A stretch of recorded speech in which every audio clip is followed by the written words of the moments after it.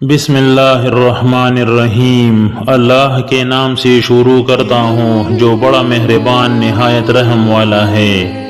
حضرت نافع رحمہ اللہ فرماتے ہیں کہ ایک دفعہ حضرت عبداللہ بن عمر رضی اللہ عنہ مدینہ طیبہ کے نواح میں نکلے۔ آپ کے ساتھ آپ کے شاگرد بھی تھے۔ کھانے کا وقت ہو گیا تو شاگردوں نے کھانے کے لیے دسترخوان بچھایا۔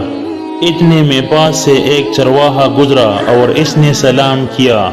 حضرت عبداللہ بن عمر رضی اللہ عنہ نے فرمایا، آؤ تم بھی کھانے میں شریک ہو جاؤ۔ اس نے کہا، میرا تو روزہ ہے۔ حضرت عبداللہ بن عمر رضی اللہ عنہ نے فرمایا، کیا تم اس قدر شدید ترین گرمی کے دن میں بھی روزہ رکھتے ہو اور اس حالت میں بھی بکریاں چرا رہے ہو؟ اس نے کہا، واللہ باخدا میں ان ایام حالیہ سے حصہ وصول کر رہا ہوں۔ حضرت عبداللہ بن عمر رضی اللہ عنہ نے اس کے زہد ورع کا امتحان لینے کے لیے اس سے فرمایا، ایسا کرو کہ اپنی بکریوں میں سے ایک بکری ہمارے ہاتھ پہ روک کر دو، ہم تمہیں اس کی قیمت بھی دیں گے اور گوشت بھی دیں گے۔ گوشت سے تم روزہ افطار کرنا۔ اس چرواہے نے عرض کیا کہ ان بکریوں میں سے کوئی بکری بھی میری نہیں ہے بلکہ سب بکریاں میرے آقا کی ہے۔ حضرت عبداللہ بن عمر رضی اللہ عنہ نے اس سے فرمایا کہ تمہارے آقا کو ایک بکری نہ ملی تو وہ تمہارا کیا بگاڑ لے گا؟ اس چرواہے نے آپ سے رخ موڑ کر آسمان کی طرف انگلی اٹھاتے ہوئے کہا، اللہ کہاں جائے گا؟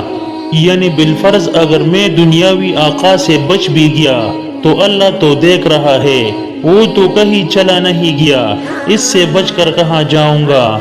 حضرت نافع رحمہ اللہ فرماتے ہیں کہ چرواہے کی بات سن کر حضرت عبداللہ بن عمر رضی اللہ عنہ پر ایک عجیب سی کیفیت طاری ہو گئی اور آپ بار بار چرواہے کی بات کرتے رہے کہ دیکھو چرواہا کہہ رہا ہے اللہ کہاں جائے گا۔ حضرت نافع رحمہ اللہ فرماتے ہیں کہ جب آپ مدینہ طیبہ واپس تشریف لائے تو آپ نے اس چرواہے کے آقا سے وہ ساری بکریاں اور چرواہے کو خرید لیا، پھر چرواہے کو آزاد کر کے ساری بکریاں اسے بخش دی۔ محترم ناظرین، میں امید کرتا ہوں کہ آپ کو میری یہ ویڈیو پسند آئی ہوگی۔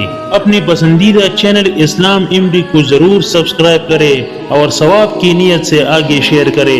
اللہ ہم سب کا حامی اور ناصر ہو، آمین۔